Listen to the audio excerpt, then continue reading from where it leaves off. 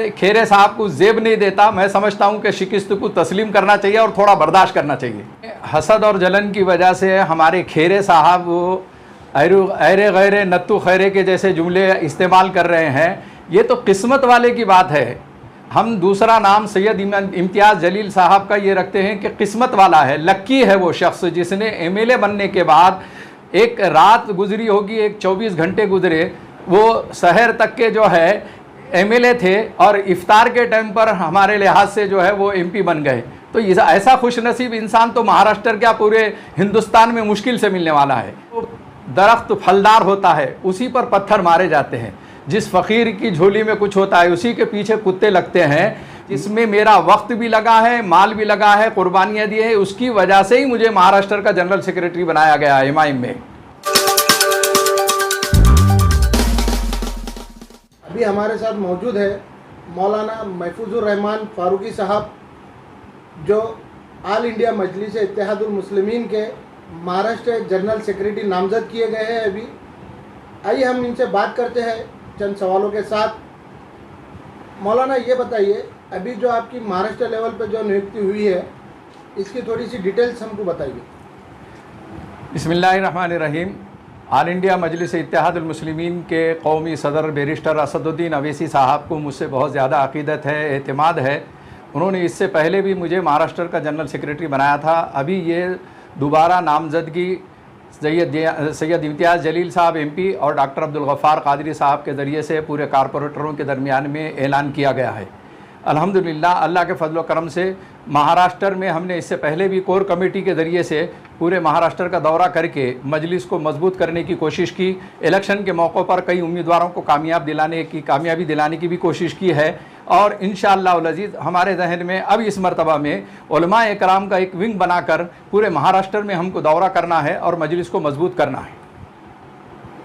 मौलाना, हमारे शहर औरंगाबाद के एक्स मेंबर ऑफ पार्लियामेंट वो कहते हैं ऑल इंडिया मजलिस इत्तेहादुल मुस्लिमीन के जो अभी खासदार है हमारे इम्तियाज़ जलील साहब, वो गलती से चुनकर आए हैं।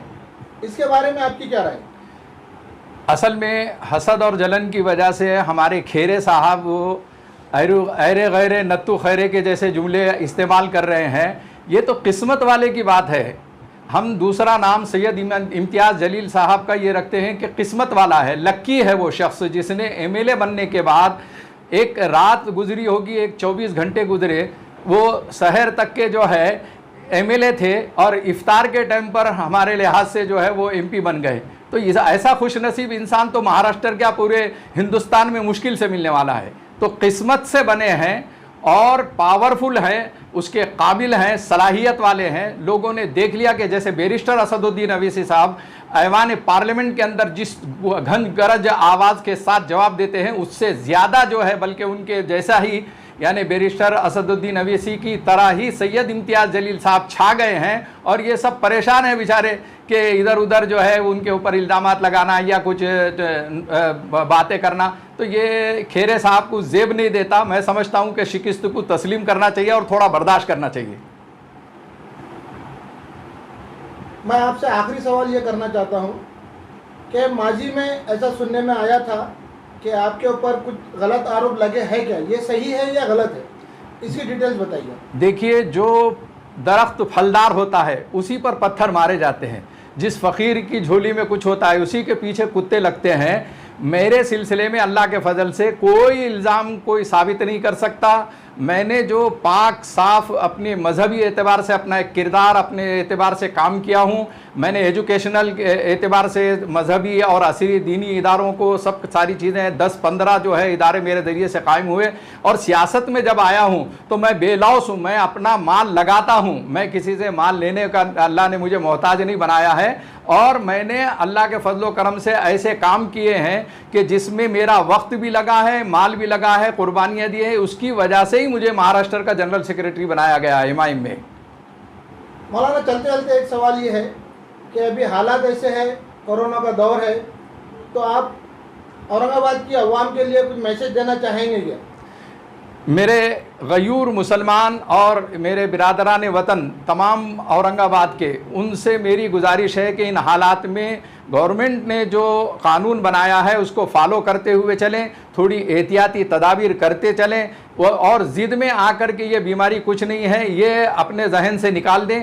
लेकिन मैं तमाम को एक मैसेज देना चाहता हूँ कि इन हालात में अपने पड़ोसियों का ख्याल रखें, गरीबों का ख्याल रखें, उनकी मदद करते रहें। ये अभी बहुत लंबी मुद्दत तक के कोरोना वगैरह चलने वाला है और उसका खौफ अपने दिल और दिमाग पर न लें।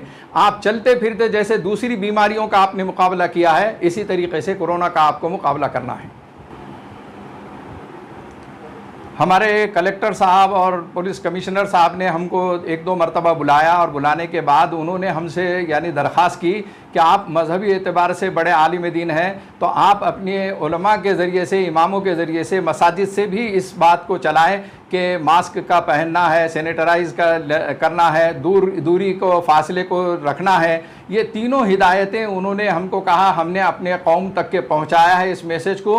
और अल्हम्दुलिल्लाह मुसलमान इसका पहले इतना ज़्यादा ख्याल नहीं करते थे, जब से मजहबी उलमा ने उनसे अपील की है उस वक़्त से उसका ख्याल कर रहे हैं, एहतियात बरत रहे हैं। और ये एहतियात बरतने में फ़ायदा ये हुआ कि अब औरंगाबाद की पोजीशन जो है अल्हम्दुलिल्लाह रेड जोन से निकलकर ग्रीन में आ गई हुई है। और हम समझते हैं कि ये कोरोना के हालात की वजह से जो कुछ परेशानियां हुई है उसमें भी रफ्ता रफ्ता जो है हम लोगों को कुछ ना कुछ यानी जो है हालात का मुकाबला करने का मौका मिलते रहेगा।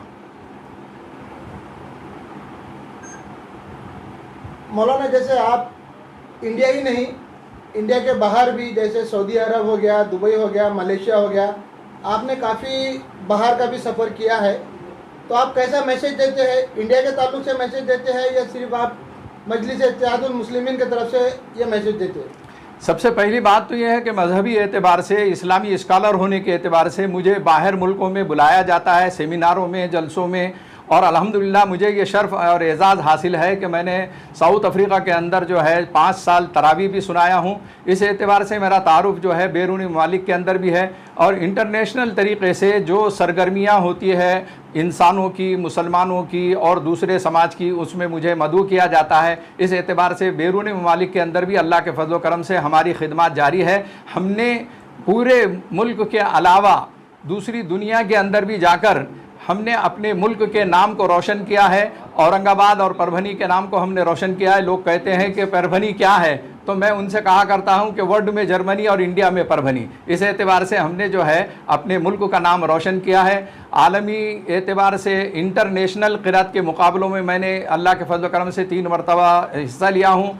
APJ अब्दुल कलाम साहब को मैंने यानी जो है उनसे जब मेरे ताल्लुकात बढ़े तो मैंने उनको कुरान की तिलावत सुनाया, उनसे कुरान की तिलावत सुना। और बड़े बड़े मिनिस्टर हजरात वगैरह तक के भी मेरी रसाई जो हुई है वो रूहानी अमलियात के ज़रिए से भी हुई है। इस लिहाज से अल्हम्दुलिल्लाह मुल्क और बैरून मुल्क के अंदर मुझे काम करने का मौका मिला है। और अल्लाह ताला ने इसी की वजह से मेरे को कुरान की निस्बत पर, जो कुरान में पढ़ लेता हूँ, मुझे ये फ़ख्र है, नाज है कि कुरान मेरी मेराज है। और यही मैंने एक किताब भी लिखा हूँ और अल्हम्दुलिल्लाह ये काम और सरगर्मियाँ जारी रहेगी। मौलाना, आखिरी सवाल, अभी आपको महाराष्ट्र लेवल का जो ये मिला है पद, आप महाराष्ट्र लेवल पे आपका अगला कदम कैसा रहेगा? मैं इससे पहले भी महाराष्ट्र कोर कमेटी के जरिए से पूरे महाराष्ट्र का दौरा कर चुका हूं। इस वक्त मेरा टारगेट और मेरा निशाना सबसे ज़्यादा जो है हमारे उलमा इकराम अइम्मा रहेंगे। हम उलमा विंग बनाएंगे या उलमा की एक काउंसिल बनाएंगे, तो जो हमारे MIM को महाराष्ट्र भर में और इंडिया में जो है सपोर्ट कर सके। तो मेरा अब अगला कदम, जैसे ही लॉकडाउन ख़त्म होगा इंशाअल्लाह मैं पूरे महाराष्ट्र का दौरा करूंगा और जहां जहां ज़रूरत है वहां के एतबार से काम का हम आगाज़ कर देंगे। आपको पूरा नाम बताइए। Maulana Mahfoozur Rahman Farooqui, member all India Muslim personal law board और ऑल इंडिया इमाम्स काउंसिल का मैं वाइस प्रेसिडेंट भी हूँ। और इसी तरीके से अभी जो मुझे एजाज़ मिला है ऑल इंडिया मजलिस इत्तेहादुल मुस्लिमीन महाराष्ट्र का जनरल सेक्रेटरी हूँ।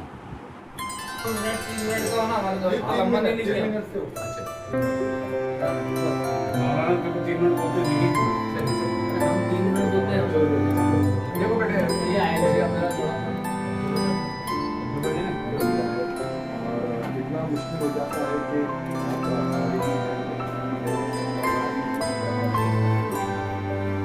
जुदा हो जी रह चुका हूँ और अल्हम्दुलिल्लाह इस मरतबा में सैयद इम्तियाज़ जलील साहब, डॉक्टर